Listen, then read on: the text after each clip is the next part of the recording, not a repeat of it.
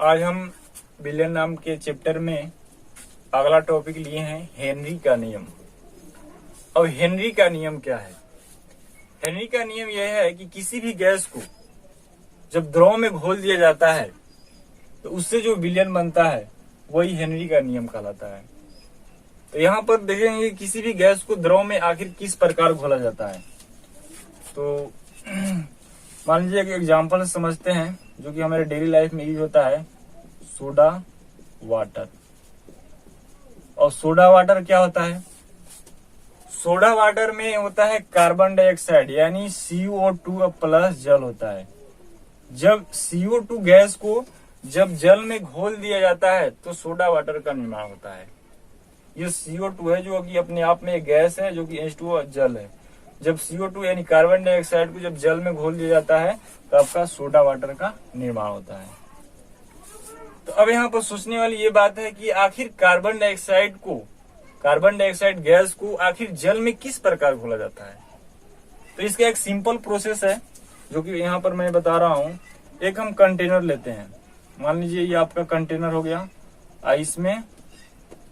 इसमें आपका H2O जल है, H2O जल है।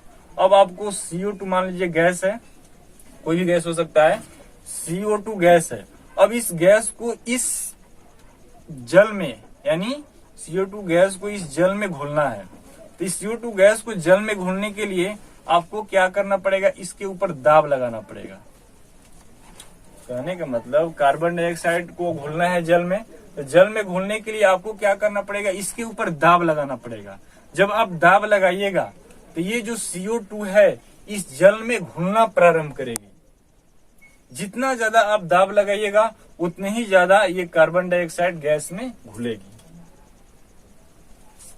कहने का मतलब CO2 आपका गैस है और ये आपका जल है। अब इस कंटेनर में हमको कार्बन डाइऑक्साइड गैस को घोलना है तो इसके ऊपर आपको क्या करना पड़ेगा? दाब लगाना पड़ेगा, प्रेशर क्रिएट करना पड़ेगा।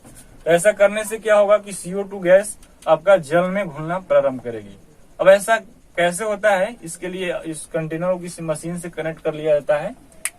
तो यहाँ पर देखिए, जब CO2 गैस जल में घुलना प्रारंभ करेगी तो उसके मोल अंश में वृद्धि होगा। अब मोल अंश क्या है? कहने का मतलब जब ये कार्बन डाइऑक्साइड गैस जब जल में घुलेगी तो इसके विलयन में मोल अंश इसका बढ़ेगा। तो मोल अंश क्या है? मोल अंश हम समझा दे रहे हैं। तो मोल अंश, अब यहाँ पर मोल अंश, अब मोल अंश का फिजिकल मीनिंग क्या है? कहने का मतलब मोल अंश का वास्तव में फिजिकल मीनिंग क्या है? तो मान लीजिए एक विलयन लेते हैं जिसमें मान लीजिए A एक है और एक B है। जो विलयन बना है दो चीजों से मिलकर बना है, एक A से और एक B से। मान लीजिए A है 0.2 और B है 0.8। अब मैं आप लोगों से पूछता हूं कि A का है 0.2 और B है 0.8। अब मैं पूछता हूं कि दोनों में से कौन किसका मोल अंश ज्यादा है? तो आप बता सकते हैं कि B का मोल अंश ज्यादा है, क्योंकि A का मोल अंश है 0.2 और B का मोल अंश है 0.8।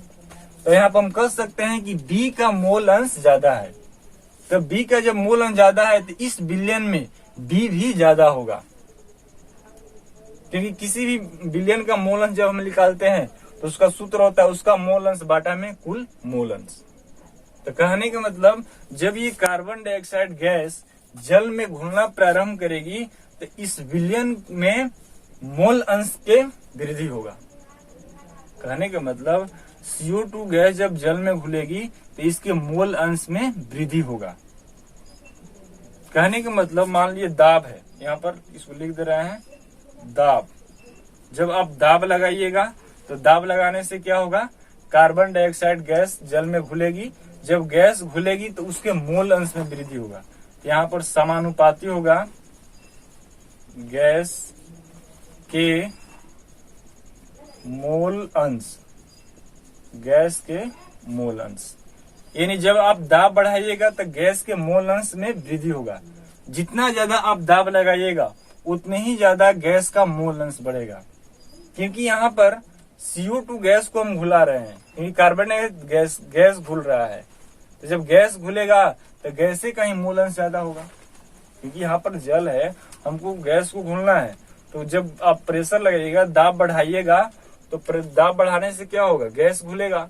तो गैस घुलेगा तो गैस का मोल अंश ज्यादा होगा, क्योंकि हम गैस को घुला रहे हैं ना। तो इसलिए दाब बढ़ाने से क्या होगा, गैस के मोल अंश में वृद्धि होगा। तो यहाँ पर होता है कि हेनरी के नियम से दाब यानी प्रेशर बढ़ाने से दाब समानुपाती गैस के मोल अंश, जो दाब होता है समानुपाती होता है गैस के मोल अंश के।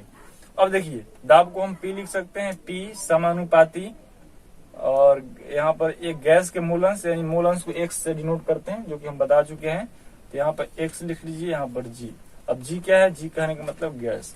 अब बताएं आप लोग को, जब समानुपाती का साइन हटता है तो एक स्थिरांक आता है, यानी एक कांस्टेंट आता है। तो यहाँ पर लिखेंगे P बराबर समानुपाती, यानी समानुपाती हटेगा तो यहाँ पे एक स्थिरांक आएगा KH, और यहाँ पर XG।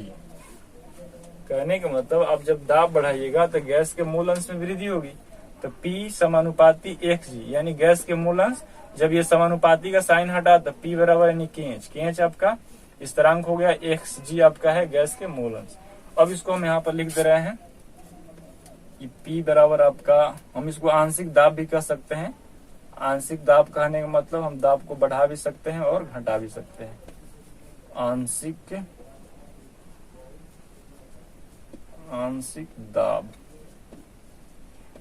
दाब, और केंच आपका हो गया हेनरी स्थिरांक। अब इसको नोट नहीं करना है, केंच बराबर हेनरी स्थिरांक, और XG जो है आपका गैस के मोल अंश, गैस के मोल अंश।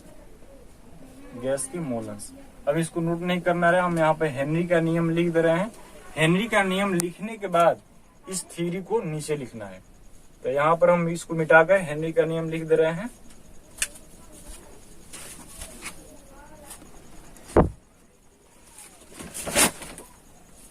तो यहाँ पर हम लिख दिए हैं हेनरी का नियम।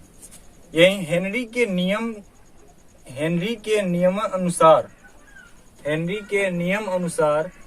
स्थिर ताप कहने का मतलब ना तो हम इसका तापमान बढ़ा सकते हैं और ना ही घटा सकते हैं। मतलब जो इसका टेम्परेचर होना चाहिए स्थिर होना चाहिए, यानी नियत होना चाहिए। तो स्थिर ताप पर गैस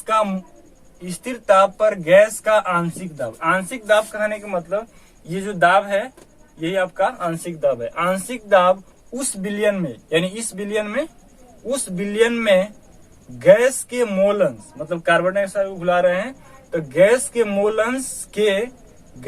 मोल अंश के समानुपाती होता है।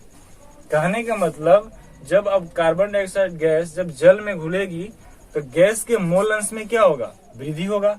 यानी जितना ज्यादा आप दाब लगाइएगा उतने ही ज्यादा गैस का मोल अंश बढ़ेगा, क्योंकि हम कार्बन डाइऑक्साइड को घुला रहे हैं, इसलिए गैस के मोल अंश में वृद्धि होगा।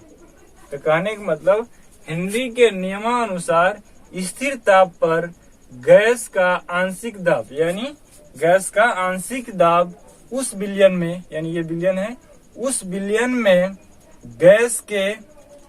में ये आपका CO2 गैस है, गैस के मोल अंश के समानुपाती होता है।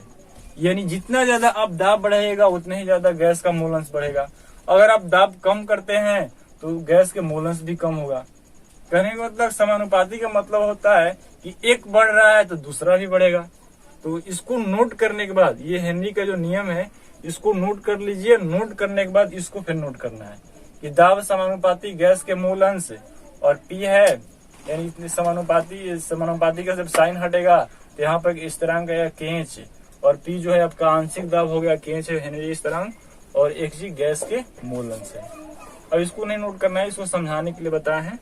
या आखिर कार्बन डाइऑक्साइड गैस को या किसी भी गैस को आखिर किसी विलयन में किस प्रकार घोला जाता है।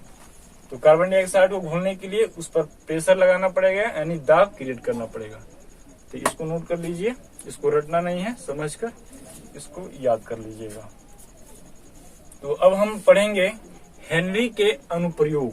अब हेनरी का अनुप्रयोग कहने का मतलब हेनरी का नियम कहाँ कहाँ यूज होता है। अब अगला टॉपिक वही चलेगा, इसको नोट कर लीजिए।